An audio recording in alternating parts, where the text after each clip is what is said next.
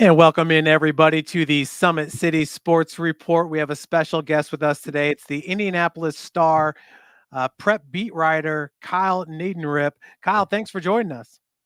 You bet. Thanks for having me, Jeff. Now, did I get your title correct there over at the Indianapolis Star? Yeah, I think that's right. I don't even know for sure what I guess that's probably after 17 years of doing it. I should probably know, but yeah, I think that's basically what it is.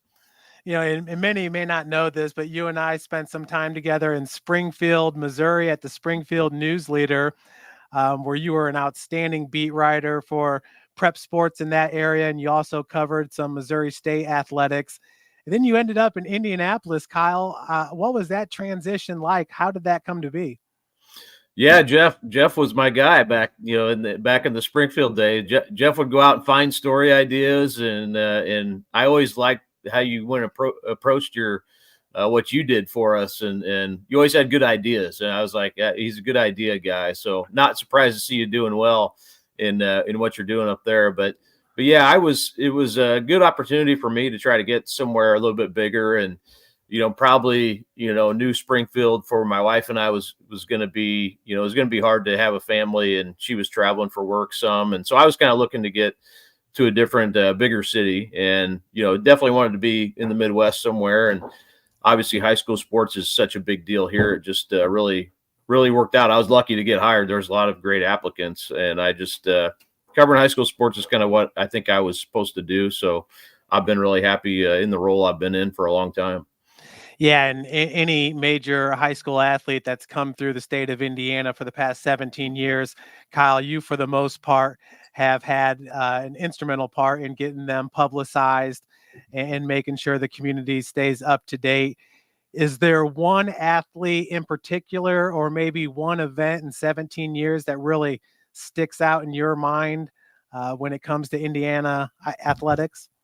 Yeah, there's so many. I mean, I would I'd miss a ton, but one event and one player I really enjoyed covering was David Bell, who played at Warren Central. He was a great two-sport athlete, football, basketball. And I just felt like I had a good relationship with him. Like, there were things, he would always kind of joke with me about my predictions and how I'd get them wrong, but it was in a joking, fun way. And he just had a good, kind of a good demeanor to him. And then he was just such a great competitor too. And what I'm getting to is the game they played down at Seymour in the semi-state in basketball, when they played Romeo Langford and that New Albany team, and that Warren Central team went undefeated that year, and he made the last second shot to win the game. It's such an iconic. I think over time it'll become even more something we look back on, how special that moment was. That place was packed even before the Morristown Bar Reeve game, all the way full. I had to park like 3 blocks away, and I got there 90 minutes early. So, but that whole experience was it's something I look back on fondly, and covering him for sure. There's so many guys I've loved, covering over the years, but he really stands out to me. Just it's been fun to see him go on, and obviously did great at Purdue, and he's playing in the NFL now. So, but yeah, there's a lot. I mean, even now, wrote about Mark Zachary the other day from Ben Davis, who's going to Notre Dame, kind of about his family and his upbringing, and just a great family, great kid. And, so I'm lucky to be able to kind of get some access to those kids earlier on, where you kind of get the one-on-one, which is why I like covering high schools, because you're not in a pack of people covering the same stuff every day. Yeah, absolutely. And are you referring to the 38-0 Warren Central team that won the state championship? Yeah, I think they were 32-0. But yeah, they were a team that I don't think people thought was going to do that for sure, or even win state. They were kind of a gritty, defensive team, and David wasn't, it wasn't like he was a superstar necessarily at basketball, but he was just he's a great defender and could score like he did there, but just a clutch guy. So when it came down to the wire, that's the guy you wanted on your side for sure. And Antoine Cushenberry a part of that team?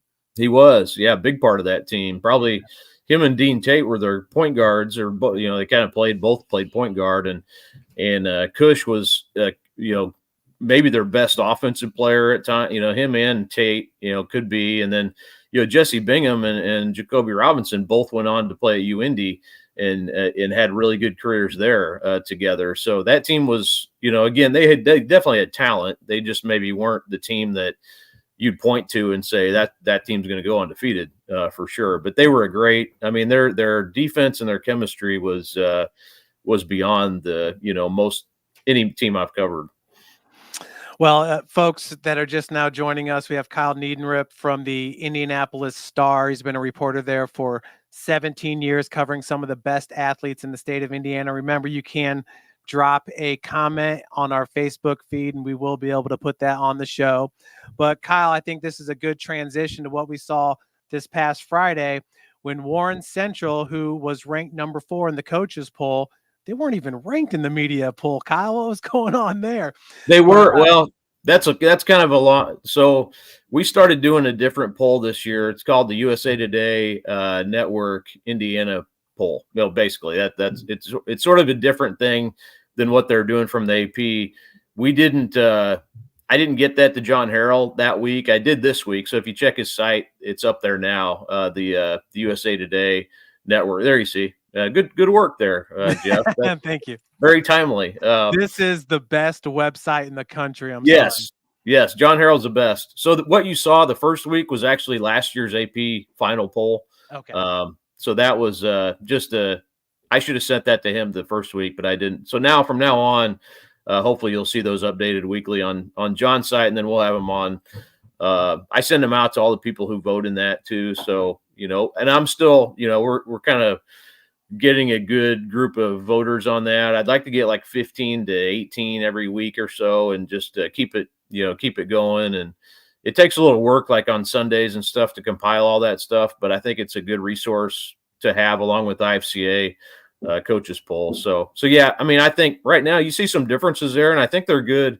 It's good to have a couple different polls you can look at and see, like, apparently the media thinks Crown Point is second and the coaches have them 6th. So there's some kind of unique differences there, but yeah, it's just kind of, I think it's a cool thing to do. It's good for the kids to have another rankings, system, and something for fans to look at too. Doesn't mean anything necessarily, but it's fun to do it. No, it's a lot of fun. But Warren Central, traveling to the south side of Fort Wayne, they actually played the game at Wayne Stadium, Kyle, because Northrop, which is normally the home to Snyder football, Snyder's going to get their new stadium in 2026. But Northrop hosted New Haven, so Snyder had to play over at Wayne, and we were scoreless at halftime. Warren Central put up 15 points there in the second half and got the win 15-0. I'm just going to start off, Kyle, with that shutout right there. Warren Central's defense is unbelievable when you look at their defensive linemen, starting with Damian Shanklin, who's ranked number 1 in the state in the class of 2025. And then Jeremy Finch, whose dad was one of the best football players to ever come out of Warren Central. He went to the University of Florida. I believe that was in 2006, 2007 timeframe. But that's when the University of Florida with Tim Tebow was collecting national championships. But Kyle, going back to, Burris Jr., some of these great defensive linemen, Damian Shanklin, is this the best defensive line you've ever seen in Indianapolis? Yeah, I think we're going to write that story at some point. And the team that had the Center Grove team a few years ago that had Caden Curry on the line was a very good defensive line too. They had James Schott, who also was a Division I player, is a Division I player. He was part of that team too. I believe he's at Miami, Ohio now. He started out at Michigan State, I believe. But that team that would have been the 21 14-0 team and then they ended up winning 3 in a row there as they went through. But that defensive line was sensational. This one is, and I watched I kind of was fast forwarding some through, but I watched your broadcast on Sunday, and I mean, they lived up to everything. I guess at this point, Jeff, we kind of don't know what Snyder is exactly. We have to, as we find things out throughout the year, I mean, we can kind of reflect on that game and maybe feel like we know more about both teams. But, man, that defensive line and Marcus Bell, to be honest with you, like, he's as impressive as any of those guys, and he's just shorter, so, but he's just as powerful. He's just as, maybe not as physically imposing from a height perspective, but he is tough. So all four of those guys, they were just dominant up front. They just overwhelmed Snyder completely. And even like the screen passes and some of the little trick plays Snyder had, or misdirection plays more than trick plays, they were on him. I mean, so it kind of frees up, to me, like I always feel like if you have a great defensive line, it's maybe the most important position on the field. Because it frees up your back seven to kind of be free and make plays. And I think that's what we'll see with that team throughout the year. Now, again, we'll see competition will be different. This Warsaw team they play this week is mostly a running team, and they're very good at it. But I don't know, I feel like Warren's going to, unless they have some breakdowns there, they should be able to handle that type of offense, as we go through. And Warsaw, you see, they're got a good win over a talented Michigan City team in the first week. And Bart Curtis knows what he's doing. He won a lot of games at Mishawaka. Now he's at Warsaw. Obviously, he's been there for a few years. But, I remember they played in the state game. When was that there? 2012, and made it down here. I believe they played Cathedral that year. But he's always got good teams. They're definitely will be a challenge, I believe, for Warren Central. But, yeah, we'll see. I mean, you saw them. I mean, they're very impressive. Shanklin, he can also punt and kick, which I think is kind of cool that you have an LSU commit out there, a defensive end who can do those things for you. And, yeah, you could probably put him anywhere on the field, but, and we can talk more about this, but the problem I think that they'll face is the offense, just did not look great. Yeah, and a lot of that, I think, Kyle, can be attributed to the defense of Snyder. Yes, they lost the program's all-time leading tackler in Brock Rohrbacher from a year ago, but they bring back their whole defensive backfield, including Brandon Logan, the two-sports standout that decommitted from Vanderbilt baseball to accept a scholarship to Notre Dame to play both sports. So he'll be playing football and baseball there. So, yeah, I mean, I think this is a very, very good defense at Snyder. And I think with Warren Central, once they kind of settled in with Dennison, who was their freshman quarterback a year ago and got inserted into the starting role after Keith Jackson suffered the injury against Ben Davis. But Dennison seemed to provide a little bit of spark for him, and so too did the running back, James Clark. And I think that was a situation for Coach Kirshner where he did have some kids that came in from other programs via Jaden Daniels from Bishop Knoll, or if it's the running back from Westfield, who we did not see play in that game, that's Garnett the third. But James Clark really did a good job, and I feel like with him and Dennison provided a little bit of spark in the backfield, could be a solution for Coach Kirshner going forward. Yeah, and I was probably harsh there saying that was a problem, that their offense it didn't fully click, I would say, in the first half especially. Second half I thought was better. And like you said, the running game started clicking a little bit, and I thought that was, they do have good running backs. And I will say, like, maybe they become more of a running downhill running team and just work off your defense. And I'm just guessing based on what happened. But I did like what Jackson brought in the Wildcat. He brings a different look for you on that offense. And then I agree. I thought Dennison, and I covered that game against Ben Davis when he came into the game. And unfortunately, Jackson was hurt pretty badly in that game and had to miss the rest of the season. Dennison came in and played really well in that one. And I thought he looked better as the game went along on Friday. So I think he's a guy, if he's probably not, there's probably no quarterback there where you're just like, hey, just go win us the game. But I think you've got enough good pieces. And I would get, Rivers' first game with a new team. I mean, you kind of give him the benefit of the doubt that he's going to play better as the year goes along. But it was interesting. They played three quarterbacks in the first half even. It wasn't even the game. It was, they used all three of them in the first half. So that shows they're kind of still finding their legs a little bit. And, And I think there's some of that's a little bit natural when you're in your first game against a good team and a good defense. But yeah, I mean, it was by far from perfect for Warren. And I always love, when you have elite talent on that defense, man, you don't want to waste it.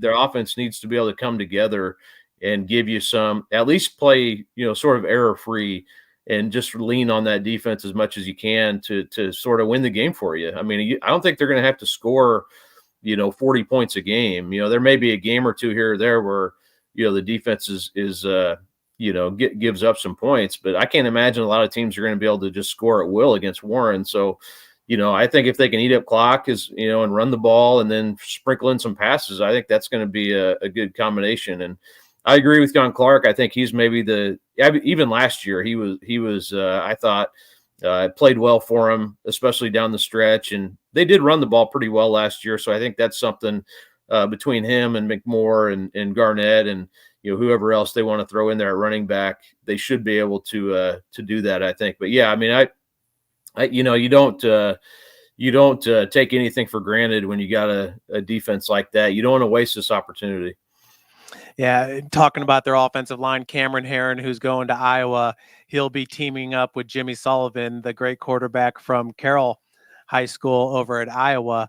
So, and then another guy that I wanted to talk on before we move on is Chaz Corley, the running back. Physically, I mean, this guy looks the role. He can high point a ball. He had a great block downfield to spring Eric Hester for that big touchdown that he had. But have you seen much of Chaz Corley? And is he somebody that's on the college coach's radar? Yeah, I don't know what his college situation is right now, but he's definitely a guy last year who was maybe their top guy. I mean, he's got good size. That play he had, I forget how long a pass that was to Hester. Seemed like it was about 80 yards. Yeah. But he made a crucial downfield block to spring that play. And that's something with receivers, man. I mean, that's as important when you get to the college level as anything is being able to be physical and block for your guys downfield. And that was a great play and a great move by Hester to kind of weave through traffic too. So both those guys last year were key players at the receiver spot. And then Isaiah Rollins too, I think will be a guy that they rely on there as well at the receiver spot, who's played some on both sides of the ball. So they've got good size at that position. They've got good speed at that position. Just get them the ball where you can out in space and let those guys go. But yeah, Corley and Hester, I think, are both going to have good years for them if they can get it to them. That's kind of the key. Yeah, and Dennison for a sophomore, so well put together. He goes 5'11", 200. You feel like he could withstand, the tough mixed schedule that Warren Central is going to have. Well, another game that we're going to cover this week is Lawrence North taking on Northside. Now, Northside had an outstanding performance, getting the win at Northridge this past Friday. Northridge, a very good program. Coach Ben Johnson and crew getting the win 32-20. Kyle, I'm sure you're pretty familiar with Northside football with Tay Johnson and the career he had there, graduating a year ago. Yeah, Northside's going to be a challenge, I think, this week. And actually, doing our predictions that ran today, I think I had that as like maybe a 10-point Lawrence North win. But I think that'll be a tougher challenge maybe than people realize. It's been a good program under Coach Johnson, and I think they're going to be good again. And I don't know what Northridge is always tough. I think that's a good win. Tristan Newsom, their quarterback, had a huge game. I was looking at stats yesterday too, 205 through the air and 132 on the ground. So that'll be a key for sure for Lawrence North to shut him down. And Lawrence North, I'll say, they did give up some points against LC. That was a 33-26 game, but it was only 7 points, I believe, late in the third quarter. So a lot of that came late. And LC, they have a quarterback named Terry Walker, who's a 2026 class, and he just got a Virginia offer a couple of weeks ago. He's going to be a guy people are going to want to know about in that 26 class, one of the better quarterbacks in the area, probably in the whole state. He's a tall, I think he's about 6'3" or 4. Really has good speed too. He can get out on the edge and make things happen with his feet. So he's a guy to look at. Yeah, and you see him on the list there. He's listed at 6'4". Yeah, so good size, good speed. I think he's going to get a lot more offers, as we get into the summer of his junior year. So just to the point there, I mean, Lawrence North had its hands full with him, and LC has a lot of good talent. I know they were hoping to kind of break through last year, didn't do it. I think they ended up 4-6 last year, but LN is a team that, 7-4 a year ago. And, as I'm doing our super team, I'm like, for preseason, I'm like, man, we could probably put 6 or 7 guys from LN on this team, and they ended up we had 3 of them on the team, but they're really a good Pat Mallory's been there a while now. He's kind of built this program in the mold of Eric Moore, who he coached for at Center Grove as an assistant. And he's been there a long time, and it's a lot of struggles. You see this record there it wasn't great early on in his tenure at Lawrence North, but if you look at those last few years, he's had 2 7-4 seasons. That sectional title in 21, that was their first one in like 30 years at Lawrence North. So that was it was an amazing breakthrough considering where they used to be. I covered some Lawrence North teams that they would just get obliterated by the Ben Davises and Warrens of the world. So to see them kind of on a level playing field with those type of programs now, maybe not quite level with the Ben Davis of last year, but kind of that next level where they're in the mix, they're almost ranked or are at the fringes of the 6A rankings, and that's a big thing for them. And I think this is a team. You look at that receiving core, Jeff, that they've got Davion Chandler, Demario Moore, and Monsoon Sales, a sophomore. Bama Sales is what they call him. I got to get the story on that, why they call him that, but he's another guy, 27 class, who's going to be really good. So they've got a lot of speed. They're all track guys,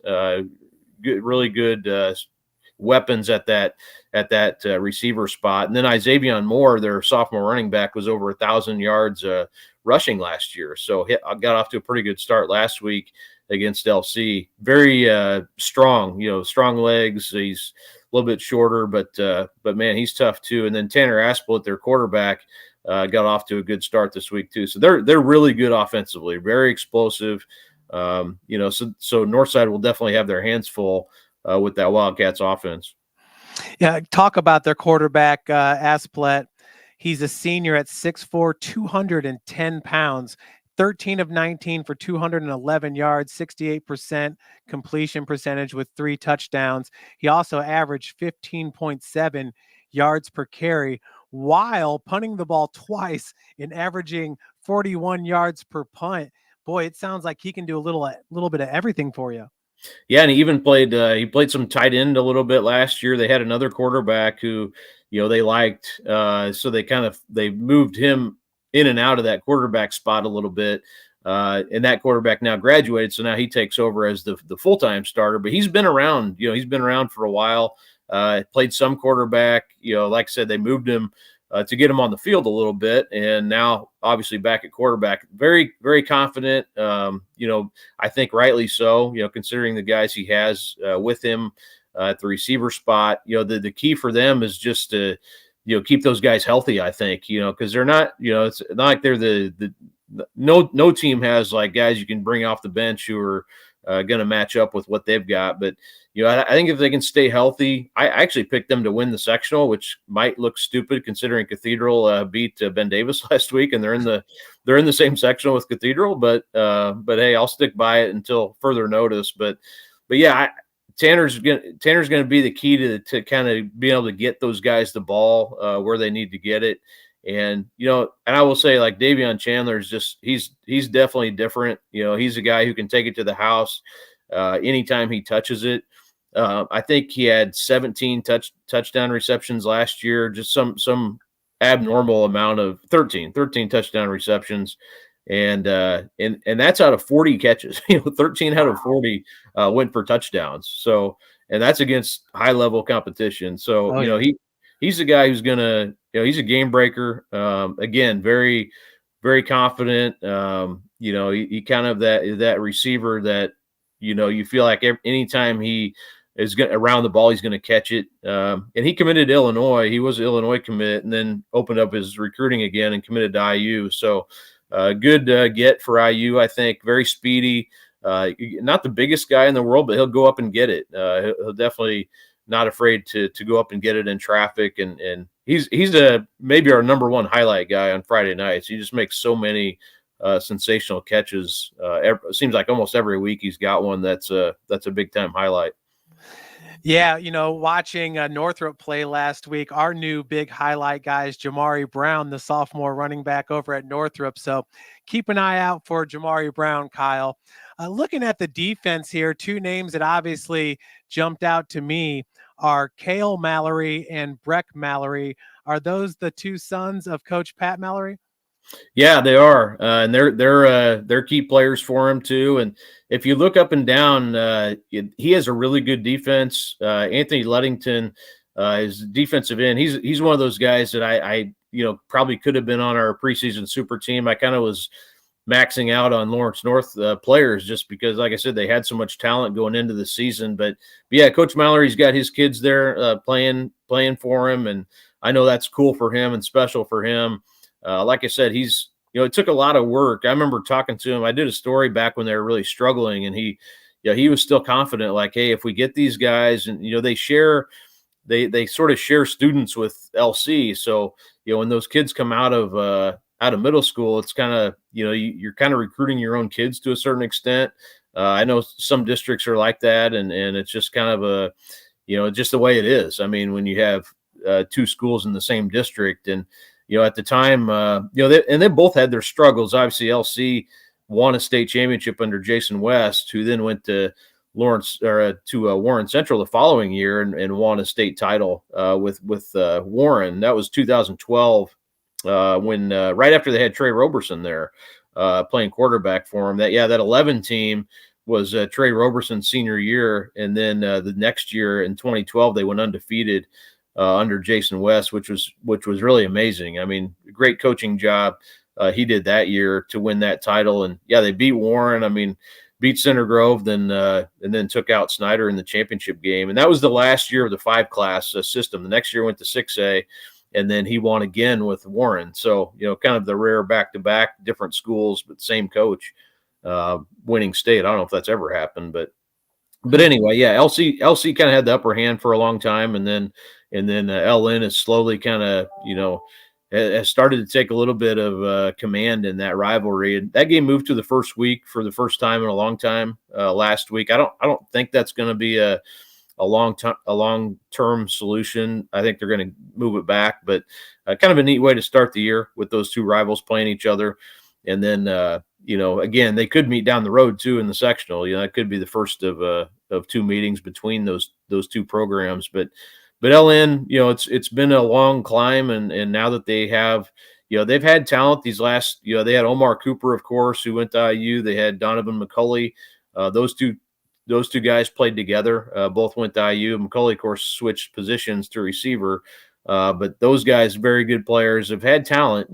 They've been able to kind of get talent in there and then put it to work. And I think this offense, I covered last year, they lost the sectional game to Cathedral, and really Cathedral kind of locked them up, and they couldn't do much on offense. It was 20-3, I think, was the final score. I think this team's going to be better equipped to win a sectional game like that, and because they can run and they can pass. And I think last year they struggled at times getting the ball out to their receivers, especially in that game was really a struggle for them. But I think they'll be better equipped and to be able to challenge Cathedral. And I think LC will still be a factor in there too. I think that's not a team you can write off at all either. So should be a fun that'll be a fun sectional, I believe. Yeah, well, and they got Northside this Friday, and obviously last year getting the big win, 35-13. Kyle, you think this game's going to be a little bit closer this year? I believe it will as well. Tristan Newsome is the school record holder in the 100-yard dash. So a dynamic athlete who's been starting in the defensive backfield, now moving over to quarterback, and you got to love the production there. High level at 12 of 16 for 205 yards. Caleb Kingley, a sophomore running back. and he's a kid who was getting MVP at a lot of those CE Star camps, throughout the years as he was getting older and pursuing football.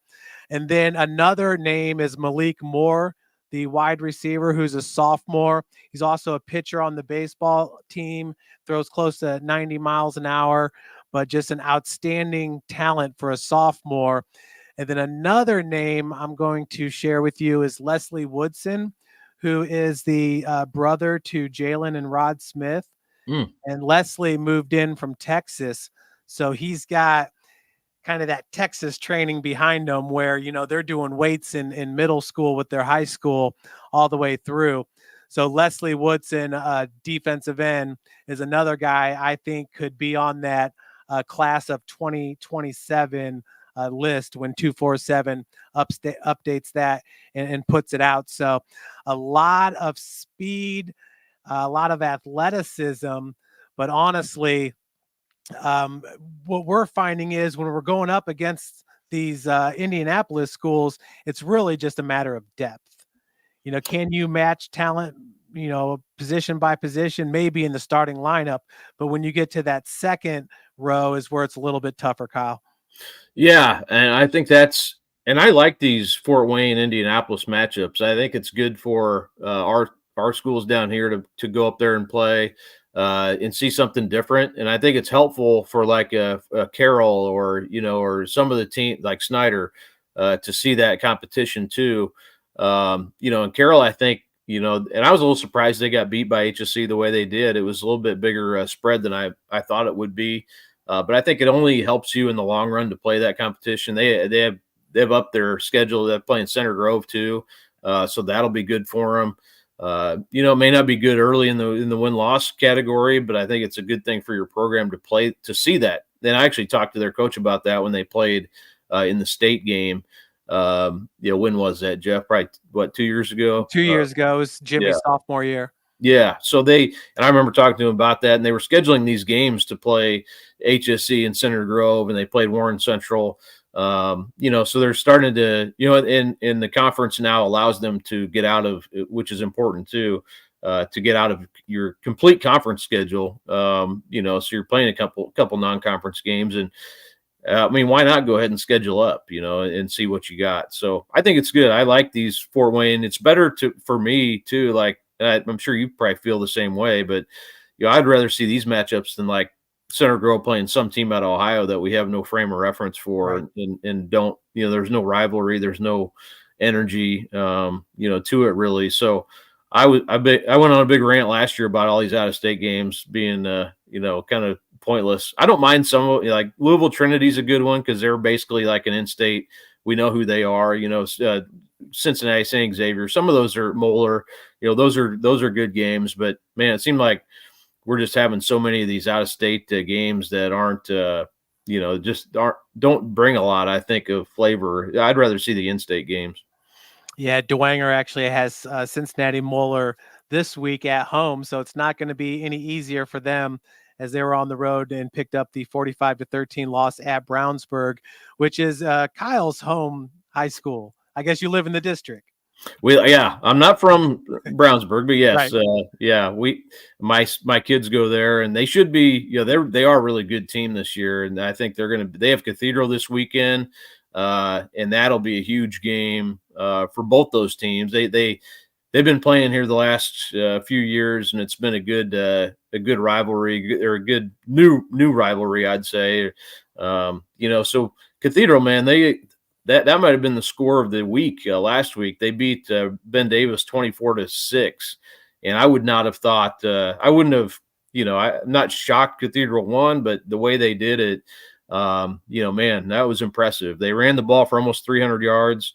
And they just completely shut down Ben Davis. The only touchdown Ben Davis had was actually on defense. Mark Zachary had a 100-yard interception return for a touchdown. Oh, wow. So amazing job by that Cathedral defense. I don't think we'll see Ben Davis score in single digits again this year, but they did it that night, and it'll be a little bit of soul searching on the west side going into this week. Ben Davis plays Avon, and I think that'll be an interesting. I'll be curious to see how that game goes, just because. Avon's a team that's been building under Rob Gibson and had a long year last year, but they definitely have the talent, I think, to give Ben Davis some trouble this year. They definitely did not last year. It was kind of a blowout, but who knows? I mean, Avon lost the first game, but they also ran the ball really well, and Ben Davis did not stop the run last week. So to me, always, if you can run the ball in high school football, you've got a fighting chance. Let me see how good my memory is. Your alma mater, Glendale High School? No, I actually didn't grow up in Springfield. Oh, okay. Kickapoo was going to be my second choice. Yeah, I covered all those teams though, and I don't know if you saw, but Nixa High School actually has a kid who's ranked, I think, like third in the country in massive lineman who's got offers from like everywhere. So I never, I covered Nixa a lot, and they were good, but you never thought of them as like having like a top 5 guy in the country. So, and actually Jim Connell, who we worked with, or I worked with for years. I think he's next door neighbors with the kid, so he's got some insight. So small world. Yeah, absolutely. Well, I just want to revisit this real quick. So Coach Kirshner took over for Jason West 4 years ago at Warren Central. Number one, how surprised were you when Coach Kirshner left Ben Davis after a state championship 14-0 season? And then where's Coach West now? How did it come to be where Coach Kirshner could go back to his alma mater? Yeah, Jason ended up going to Franklin Central. So he, I think he just kind of needed a new, just kind of a new setting, and had kind of felt like Warren. He was just kind of worn out a little bit. A program like that just takes a lot. It takes a lot out of you. He was doing the assistant AD role as well at the time, and I think, and his kids, he's from Triton and went to Triton Central High School, so he's more from that area. And it's been a good, he's kind of got that program going a little bit at Franklin Central, or definitely has made it more. They've been more competitive, I would say, by far than they had been.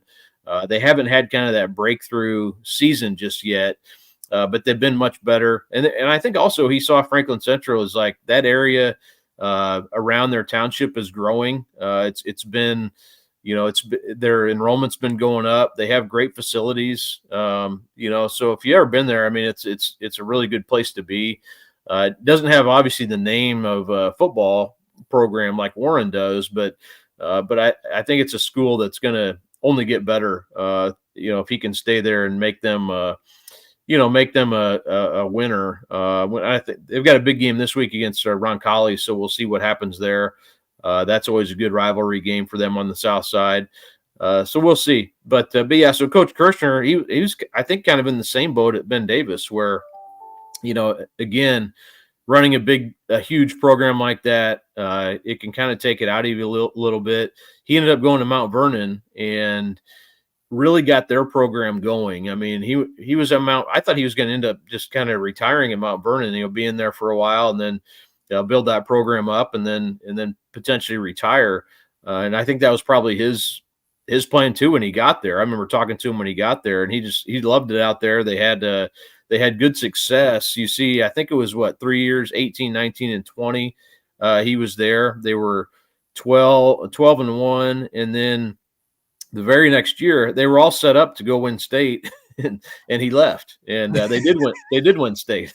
So Vince came in from HSE. Vince was at coaching at HSE, and then he took the coaching job at Mount Vernon, and then succeeded Kirshner there. So, and I think, Mike, that was kind of a cool thing for him to see that happen, build up the program, and then they win state, even though his name wasn't on it. He was there that day watching, and I talked to him that day, and very proud of what they built there in a pretty short amount of time. And Mount Vernon hasn't had that level of success, but definitely they're in position now better than they were before he got there. But so then when Warren opened up, basically he was, his opportunity for him to coach his alma mater again. And and obviously they haven't had the level of success that, Warren is used to having in his time there yet. But, it's been building to this year too. They have this talent there that's been in the system for a while, that now that they're seniors, you kind of expect they could do some pretty special things this year. Kyle, what's the impression of Fort Wayne athletics from the Indy standpoint? Obviously, we're the second largest city in the state, but is there some respect there? I mean, obviously, the Indy schools are about twice the size of most of our schools. So, when it comes to depth and just the pure number of athletes coming through, there's going to be an edge in Indy. But is there some respect from the Indianapolis community when they talk about Fort Wayne sports? Oh yeah, yeah, definitely. And honestly, basketball kids are familiar with Fort Wayne because they go up there and play so much AAU. So everybody knows. And I don't know if football, is maybe the same or not, but definitely for basketball, like everybody knows Fort Wayne, because they probably play more there than they do here, even or they used to anyway. And I still even now Fort Wayne has a lot of AAU tournaments, and there's a lot of stuff up there. So, and I think too the success that like Snyder's had and Dwenger's had over the years, and you can kind of go down the list of Fort Wayne programs that have definitely held their own when they've made runs in the tournament.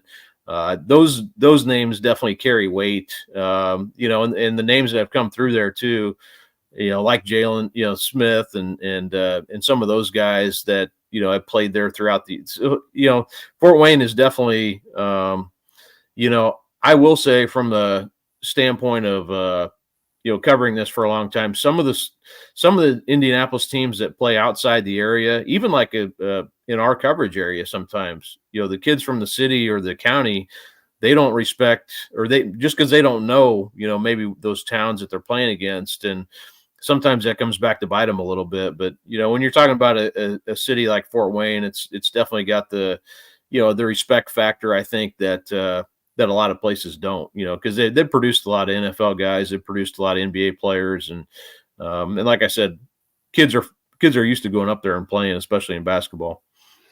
Yeah, well, we do have one question here. This one's from Zach Welklin, our favorite Zach. He's the head basketball coach at Maplewood Elementary School here in Fort Wayne. But thoughts on Adam Blakey's ceiling at the next level? Kyle, I'm not sure how much you were able to pay attention to the game. Adam Blakey, a defensive end for Snyder, certainly did stand out in that one, holding his own against a offensive line that was, 30 pounds heavier on average than Snyder's offensive line. But Adam Blakey's dad was actually a fullback for Coach Kirshner at Ben Davis. And have you had much of an opportunity to see Adam Blakey play? Just from what I saw on your video there from Friday night. So I heard you guys did comment on that, so I found that interesting. But I haven't broken down his film or anything to know what his ceiling might be. But yeah, obviously he played well in that game. So yeah, he's going to be a key part of that team, and I think we'll see Snyder go on and have a good season. I liked their quarterback. I thought actually for not scoring points, I thought he actually held in there pretty well and made some good throws at times, and thought he showed a lot of toughness there. And his name was Vance, right, Jeff? Aaron Vance. Yep. Aaron Vance. Yeah. I thought he played pretty well for him. So I think obviously, what Logan has, and I thought the defense played pretty well overall. So I'm really curious now to see. That was probably the one game I was like, that I knew I wasn't covering, that I was like, I'm curious how that game goes, just to see how good both teams were. And now I'm curious to see how Snyder does the rest of the season. Honestly, that Warsaw-Warren game too, I'm curious about that one too. But yeah, I think Snyder's going to be in for a good year. How many times do the Indy schools see that, where they're facing a team that is just 99% run? Like Warsaw? Like Warsaw. Not very much. I mean, it's so much spread. It's very rare that you see that anymore. Even like Center Grove, which was all wing T at one time, they're almost like the others now. Now they will go back to run wing T when occasionally they'll go back to running their 4 plays that have always worked over the years for them. But they're get back and throw it, and they don't run as much as they used to. So at the 4A level, it's very rare. You just don't see that a whole lot. Yeah. It's just such a spread world that we're in now. And I get it, man. It's if you have the type of weapons at receiver that a lot of these schools do, I don't don't think I'd just sit back in the I formation and run it like that. But I don't know. That is it's sort of like playing Army or Navy, Right. like it's so different from what you see during the season.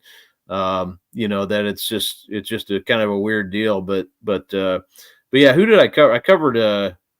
I covered somebody in the scrimmage. Oh, it was Noblesville and North Central. And Noblesville they run like it's not a wing T, but it's sort of resembles it. It's like a T formation. It's like a throwback sort of style. And I was talking to North Central coaches because it was a scrimmage. They were like, "Yeah, we didn't even really prepare for it. We're not going to see it again this year."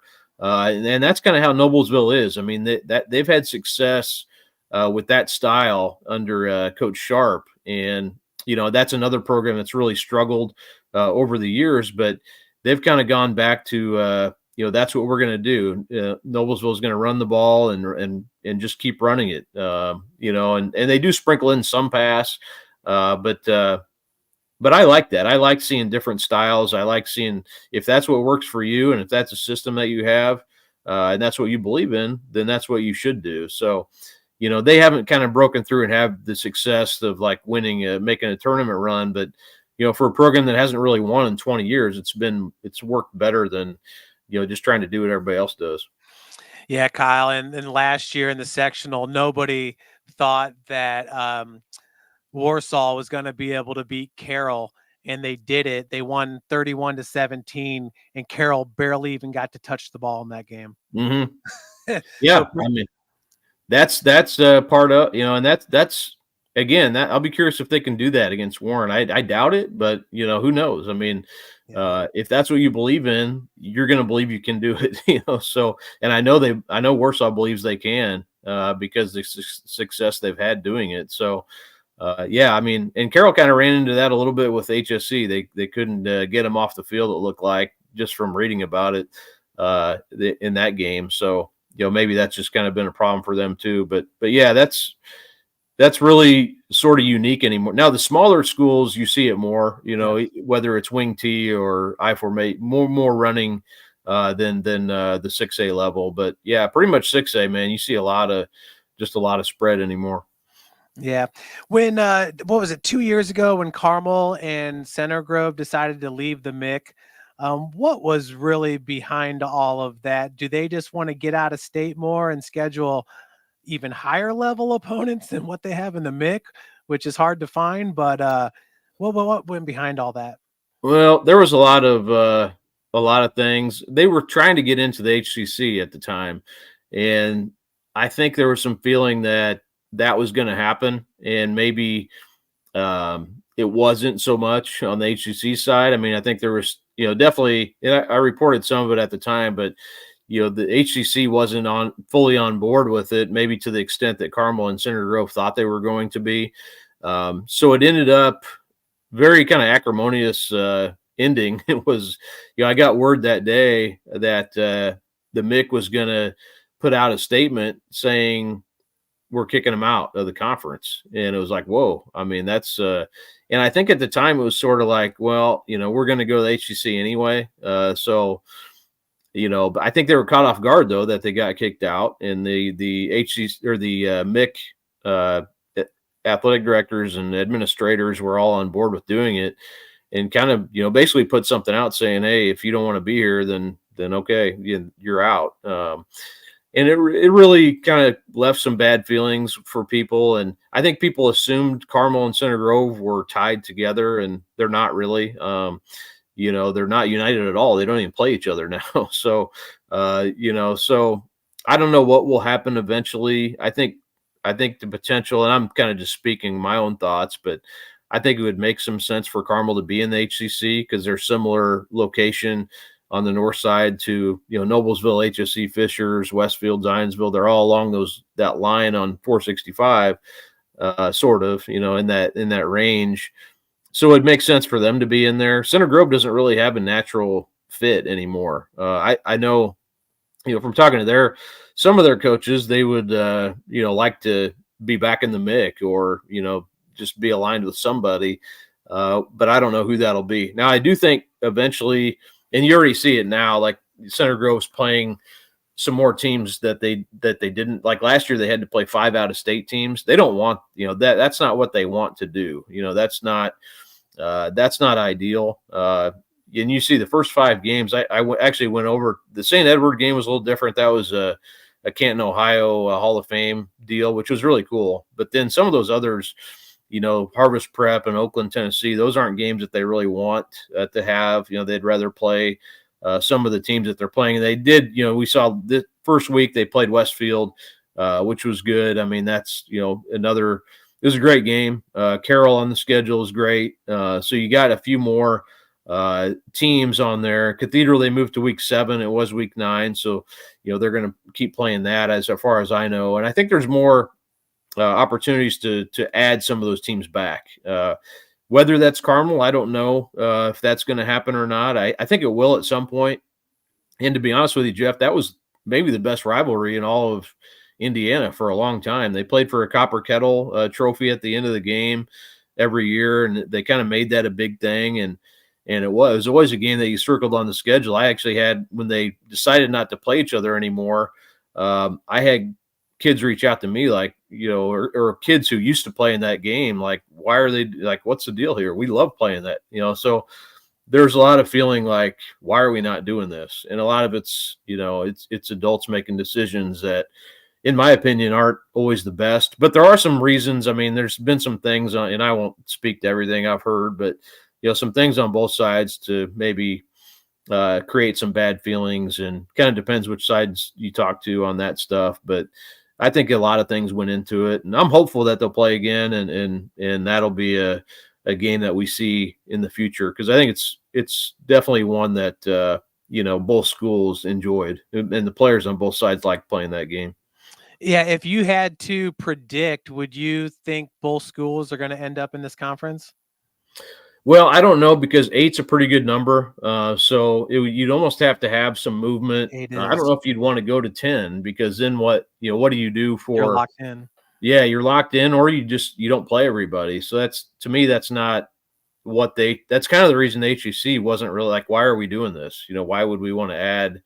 At the end of the day, what are we gaining from it? Even for like state track or for your track meets, you'd have 10 teams, in a track, is that too many? It just kind of creates some extra that maybe is not, perfectly with what you'd want to do. So you'd almost have to have someone drop out, or, something to happen. I don't know if any of those 8, Franklin Central is kind of a little bit geography wise, they're a little bit different by themselves, but, they just joined not that long ago. So, there's really no reason to, for them to get out and do something else either, unless they went to the MIC, which would actually make some sense because they're a Marion County school. But anyway, I don't know what the advantage would be. And you think about the sports like swimming, or, some of those sports that Carmel just dominates. Like, why would the Westfield swimming coach, or pick your school, want to add Carmel, to win the conference title every year? So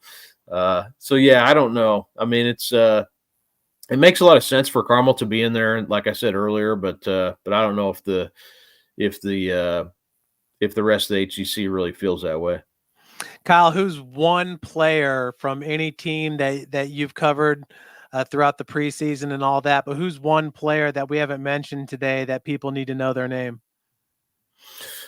Well, because I'm going to see this team play on Friday, Gabe Arambolis from Westfield High School.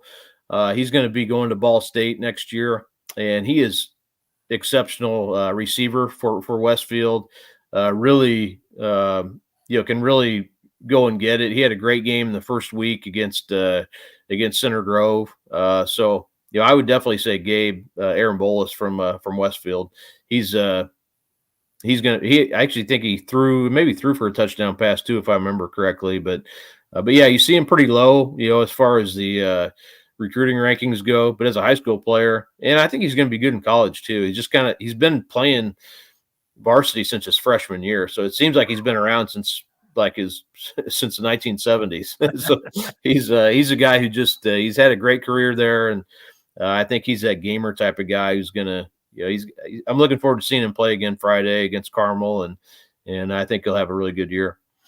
Along those lines, Tim and I were joking about Brandon Logan being ranked number 14. Last year he wasn't on this list.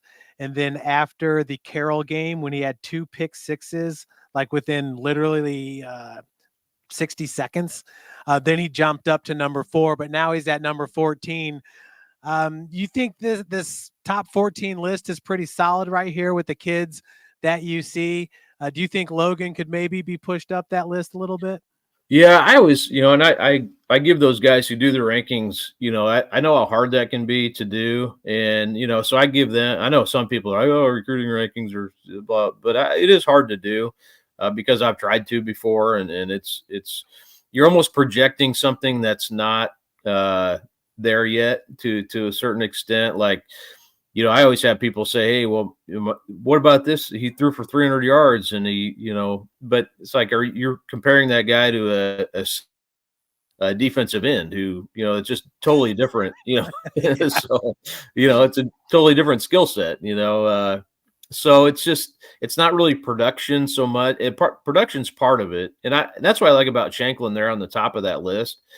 He just produces. I mean, he not only has this talent, but almost every game he's doing something to create havoc and put up numbers. I mean, he's always putting up, he's putting up a couple sacks or tackles for loss, even though teams are trying to avoid him as much as possible. You really can't on that defense. So he's always he had an interception last week. So, he's just always doing stuff.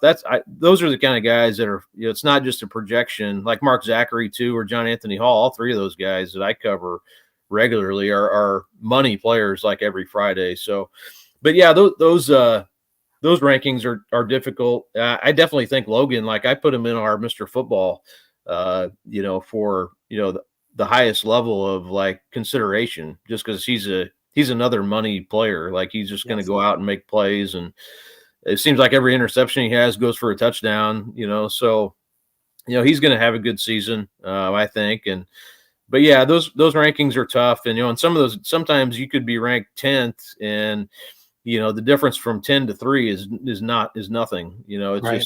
It's just hard that number 10 next to you doesn't mean you're not capable of being number 3. But I'm lucky. I cover a lot of those guys like Mason Alexander, who's going to Pitt. I mean, he is he's sensational cornerback. He's smaller, and he's not going to put up just huge numbers because of the position he plays. Right. That doesn't mean he's not a great player, so it's just hard sometimes to compare. It's apples and oranges in football more than any sport. Yeah. Well, Kyle, thanks so much for taking the time out of your busy week. I know prepping and getting everything ready for the paper during football season. I'm sure basketball is just as busy, if not maybe even a little busier, but we do appreciate you taking some time. Did you have any last thoughts before Friday night action? No, I mean, this looks like a really fun weekend, and it's a 3-day weekend, so it's we'll get a chance to see some college football too. But it's always fun to Friday night. The spotlight's always on the high schools, which is how it should be. And I hate that there's Friday night college games now, but me too. That's just the way it is, and that's not going to change. But yeah, I love just enjoy what I do, and hopefully people get out and support their schools on Friday and have fun, because it's a fun time of year. It is. And Notre Dame kicks off on Saturday.